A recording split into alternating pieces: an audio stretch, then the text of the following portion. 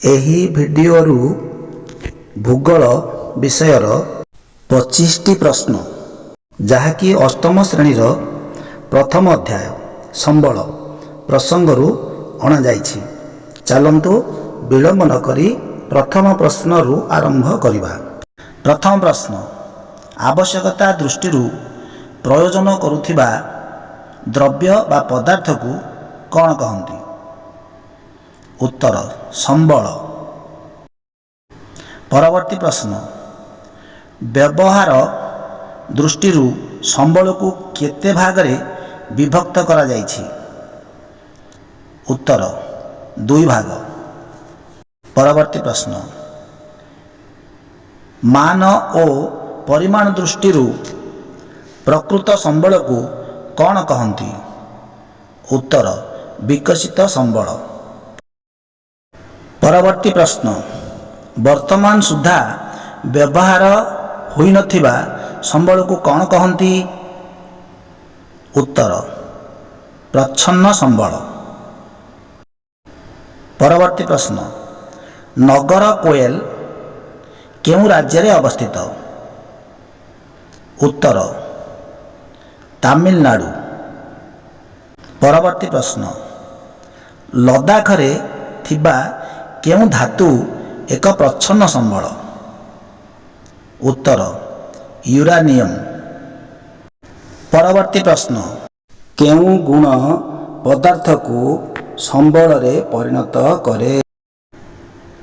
ଉତ୍ତର, ପ୍ରୟୋଜନୀୟତା ବା ଉପଯୋଗିତା। ପରବର୍ତ୍ତୀ ପ୍ରଶ୍ନ, କୌଣସି ପରିକଳ୍ପନା ଉପରେ ପୂର୍ଣ୍ଣ ଅଧିକାରକୁ କ'ଣ କୁହାଯାଏ? ଉତ୍ତର, ପ୍ୟାଟେଣ୍ଟ। ପରବର୍ତ୍ତୀ ପ୍ରଶ୍ନ, ନିର୍ଜୀବ ପଦାର୍ଥରୁ ମିଳୁଥିବା ସମ୍ବଳକୁ କେଉଁ ସମ୍ବଳ କୁହାଯାଏ? ଉତ୍ତର, ଅଜୈବ ସମ୍ବଳ। ପରବର୍ତ୍ତୀ ପ୍ରଶ୍ନ, ସୌରଶକ୍ତି କେଉଁ ସମ୍ବଳ ଅନ୍ତର୍ଗତ? ଉତ୍ତର, ନବୀକରଣ ଯୋଗ୍ୟ। ପରବର୍ତ୍ତୀ ପ୍ରଶ୍ନ, ସଜୀବ ପଦାର୍ଥରୁ ମିଳୁଥିବା ସମ୍ବଳକୁ କେଉଁ ସମ୍ବଳ କୁହାଯାଏ? ଉତ୍ତର, ଜୈବ ସମ୍ବଳ। ପରବର୍ତ୍ତୀ ପ୍ରଶ୍ନ, ଶ୍ୱାସକ୍ରିୟାରେ ବ୍ୟବହୃତ ବାୟୁ କେଉଁ ସମ୍ବଳ ଅନ୍ତର୍ଗତ? ଉତ୍ତର, ସର୍ବବ୍ୟାପୀ ସମ୍ବଳ। ପରବର୍ତ୍ତୀ ପ୍ରଶ୍ନ, ଯେଉଁ ସମ୍ବଳର ସଠିକ୍ ପରିମାଣ ଜଣାଯାଏ ତାକୁ କି ସମ୍ବଳ କହନ୍ତି? ଉତ୍ତର, ପ୍ରକୃତ ସମ୍ବଳ। ପରବର୍ତ୍ତୀ ପ୍ରଶ୍ନ, ନବୀକରଣ ଯୋଗ୍ୟ ସମ୍ବଳ ଗୁଡ଼ିକ କେଉଁ ଶ୍ରେଣୀ ଅଟନ୍ତି? ଉତ୍ତର, ଅସରନ୍ତି ସମ୍ବଳ। ପରବର୍ତ୍ତୀ ପ୍ରଶ୍ନ, ନବୀକରଣ ଅଯୋଗ୍ୟ ସମ୍ବଳ ଗୁଡ଼ିକ କେଉଁ ଶ୍ରେଣୀ ଅଟନ୍ତି? ଉତ୍ତର, ସୀମିତ ସମ୍ବଳ। ପରବର୍ତ୍ତୀ ପ୍ରଶ୍ନ, ଭୂପୃଷ୍ଠର ସବୁ ସ୍ଥାନରେ ମିଳୁଥିବା ସମ୍ବଳକୁ କ'ଣ କହନ୍ତି? ଉତ୍ତର, ସର୍ବବ୍ୟାପୀ ସମ୍ବଳ। ପରବର୍ତ୍ତୀ ପ୍ରଶ୍ନ, ଏକ ନିର୍ଦ୍ଦିଷ୍ଟ ସ୍ଥାନରେ ମିଳୁଥିବା ସମ୍ବଳକୁ କ'ଣ କହନ୍ତି? ଉତ୍ତର, ସ୍ଥାନୀୟ ସମ୍ବଳ। ପରବର୍ତ୍ତୀ ପ୍ରଶ୍ନ, ଲଦାଖର ୟୁରାନିୟମ୍ କେଉଁ ସମ୍ବଳ ଅନ୍ତର୍ଗତ? ଉତ୍ତର, ପ୍ରଚ୍ଛନ୍ନ ସମ୍ବଳ।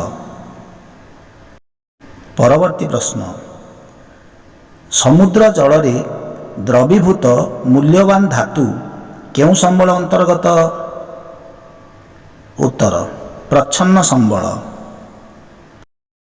ପରବର୍ତ୍ତୀ ପ୍ରଶ୍ନ, ମାଟି, ଜଳ, ବାୟୁ ଆଦି କେଉଁ ପ୍ରକାର ସମ୍ବଳ ଅଟନ୍ତି? ଉତ୍ତର, ଅଜୈବ ପ୍ରାକୃତିକ ସମ୍ବଳ।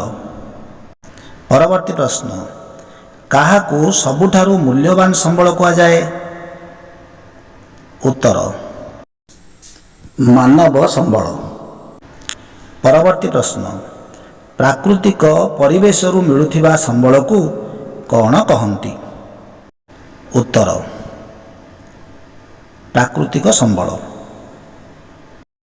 ପରବର୍ତ୍ତୀ ପ୍ରଶ୍ନ, କେଉଁ ଦେଶ ବାୟୁରୁ ଶକ୍ତି ଉତ୍ପାଦନ କରିବାରେ ଅଗ୍ରଣୀ? ଉତ୍ତର ନେଦରଲ୍ୟାଣ୍ଡ। ପରବର୍ତ୍ତୀ ପ୍ରଶ୍ନ, ସମ୍ବଳର ବିନିଯୋଗ ଓ ସନ୍ତୁଳନ ରକ୍ଷା କରିବା ପ୍ରକ୍ରିୟାକୁ କ'ଣ କହନ୍ତି? ଉତ୍ତର ଧାରଣୀୟ ବିକାଶ।